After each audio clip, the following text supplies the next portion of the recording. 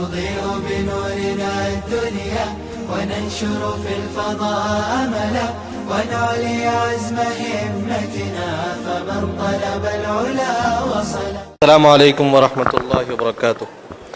نحمده ونصلي على رسوله الكريم اما بعد. قال الله تبارك وتعالى في القرآن المجيد والفرقان الحميد فأعوذ بالله من الشيطان الرجيم بسم الله الرحمن الرحيم يا أيها الذين آمنوا اتقوا الله وقولوا قولا سديدا.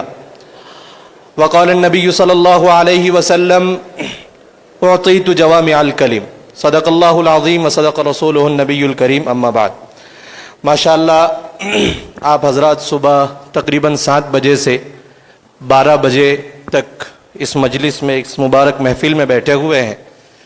آپ لوگ ماشاءاللہ مختلف عناوین پر ہمارے طلباء کی تقاریر کو سن رہے تھے اور ہمارے اساتذہ کی محنتوں کو دیکھ رہے تھے اور اسی طرح حکم حضرات کے تاثرات بھی آپ نے سنے اور مولانا محمد علی صاحب مولانا عبدالرحمن صاحب کے بھی تاثرات سنے. جس طرح کہ مولانا عبدالرحمن صاحب نے کہا کہ جتنی باتیں سوچ کر آئے تھے ساری باتیں کوئی نہ کوئی کر چلا گیا. یہاں تک کہ میں نے تو سوچا تھا کہ صفا پہاڑی پر سب سے پہلی تقریر ہوئی تھی یہ کہوں گا تو وہ مولانا نے وہ والی حدیث سنا دی. تو ماشاءاللہ ساری باتیں تو آپ لوگوں کے سامنے آ گئی ہے. البتہ وقت زیادہ نہ لیتے ہوئے تقریر اور خطابت کے مقاصد کو سامنے رکھتے ہوئے تقریر اور خطابت کیسی ہونی چاہیے اس پر توجہ دی جائے اور اس کو سامنے رکھتے ہوئے ہماری خطابت اور ہماری تقاریر ہونی چاہیے عوام کے سامنے اور اسی کو سامنے رکھ کر ہماری تیاریاں ہونی چاہیے. اسی لیے میں آپ تمام حضرات سے جس طرح میں نے کل بات کی درخواست کروں گا کہ آپ کی تقاریر میں گہرائی اس وقت تک نہیں آ سکتی جب تک آپ کتابوں کا مطالعہ نہیں کریں گے. نمبر 1. نمبر 2, آپ حضرات اس بات پر مکمل توجہ دیں کہ آپ کس موضوع پر ماہر بننا چاہتے ہیں. جیسے حضرت مولانا طارق جمیل صاحب دامت برکاتہم العالیہ اصلاح معاشرہ پر حضرت کی بہت اچھی گفتگو ہوتی ہے. تو حضرت اصلاح معاشرہ کے لیے ایسے مطالعہ کریں گے کہ ان کی زبان پر ایک علم کا دریا بہے گا. اسی طرح علم الکلام پر حضرت مفتی یاسر ندیم الواجدی جب وہ بات کرنا شروع کریں گے تو ان کی باتوں میں وہ کمال ہوگا اور وہ علم بہے گا جو آپ سن رہے ہیں اور سنتے آ رہے ہیں. اور انہی کے شاگرد کی آپ نے کچھ دن پہلے تقریروں کو بھی سنا اور ان کے پورے مکالمے کو آپ نے سنا. اسی طرح تعلیم پر اگر آپ کو بات سننی ہے تو مولانا حذیفہ صاحب آپ کے رئیس الجامعہ ماشاءاللہ ان کا مطالعہ اتنا گہرا ہے کہ وہ تعلیم پر اتنی گہرائی کے ساتھ بات کرتے ہیں کہ آپ اس کو سنتے رہ جاتے ہیں. تو آپ حضرات کو اس بات پر غور کرنا ہوگا کہ آپ کو کس مضمون میں اور کس عنوان میں ماہر ہونا ہے اور اس کا اتنا گہرا مطالعہ ہونا چاہیے. اور جس طرح والد صاحب رحمۃ اللہ علیہ فرمایا کرتے تھے کہ حضرت شیخ الاسلام حضرت قاری طیب صاحب رحمۃ اللہ علیہ فرمایا کرتے تھے کہ میں نے 500 تقریریں یاد کی. تو تقریر یاد کرنا بھی ایک درجہ ہے کسی آدمی کے مقرر اور خطیب ہونے کے لیے. تو جب تک آپ تقریر یاد نہیں کرتے آپ کے اندر وہ الفاظ کا چناؤ اور الفاظ کا ذخیرہ آپ کے پاس نہیں آتا تو آپ کو تقریر یاد تو کرنی ہے لیکن اس میں اثر اس وقت تک نہیں آئے گا جب تک آپ اس کو دل سے نہیں کہیں گے. اور دل سے آپ اسی وقت کہیں گے جب ان معاملات میں آپ خود ان معاملات کو کرنے والے ہوں گے. جیسے مثال کے طور پر ایک آدمی نماز پر تقریر کر رہا ہے لیکن خود نماز نہیں پڑھتا تو اس کے دل سے آپ بات نہیں نکلنے والی. جس آدمی کے اپنے معاشرے میں اس کے اخلاق صحیح نہیں ہے اور وہ حسن معاشرہ پر اور حسن اخلاق پر بات کر رہا ہے تو اس کے دل سے بات نہیں نکل سکتی. لہٰذا اس بات کو سمجھنا ہوگا کہ جن موضوعات پر ہم بات کر رہے ہیں وہ موضوع آپ کے دل سے نکلنا چاہیے اور وہ اس وقت تک نہیں نکلے گا جب تک اس معاشرے کی خرابیوں اور خوبیوں کو آپ نہیں جانیں گے.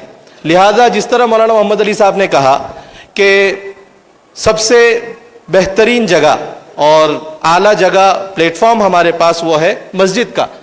آپ مسجد میں کھڑے ہو جائیں نماز پر بات کر رہے ہیں لیکن آپ کو پتہ ہی نہیں وہاں پر فجر کی نماز میں کتنی صفیں ہوتی ہے. ہو سکتا ہے وہ مسجد والے ماشاءاللہ وہ محلے والے تمام کے تمام نمازی ہوں لہذا آپ وہاں پر نماز کی بات کریں اور آپ کو وہاں کے بارے میں پتہ ہی نہیں، وہاں کی خوبی آپ کو پتہ نہیں ہے. لہذا جب آپ ایسی کوئی تقریر کریں کسی بھی علاقے میں، اس علاقے کا مکمل جائزہ لیں، وہاں کے لوگوں سے بات کریں کہ یہاں پر کیا کیا مسائل پیش آ رہے ہیں. جیسے کچھ علاقوں میں سود کا معاملہ ہے تو باقاعدہ اس علاقے کے لوگوں کو ان کی مثالیں سامنے رکھ کر اور سود کی جو حرمت ہے اور اس کی جو لعنت ہے اس کے بارے میں آپ ان کے سامنے ان کے اعتبار سے جب بات کریں گے تو لوگوں کو بات سمجھ میں آئے گی اور ان کے انداز میں بات کریں گے. جس طرح آپ صلی اللہ علیہ وسلم نے ارشاد فرمایا اعطیت جوامع الکلم. ایک حدیث میں آتا ہے نبی کریم صلی اللہ علیہ وسلم کا ارشاد ہے کہ ان ابغضکم الی یوم القیامۃ الثرثارون والمتشدقون والمتفیہقون، کہ یہ جو بڑی بڑی باتیں بنانے والے ہیں، یہ جو تکبر کے ساتھ باتیں کرنے والے ہیں، یہ جو الگ الگ الفاظ میں باتیں بنانے والے ہیں، یہ لوگ قیامت کے دن میرے قریب نہیں ہوں گے. لہذا اچھے اچھے الفاظ سے آپ ایسا سمجھ جائیں کہ بھائی ہم دین کی خدمت کر لیں گے، ایسا نہیں ہونے والا.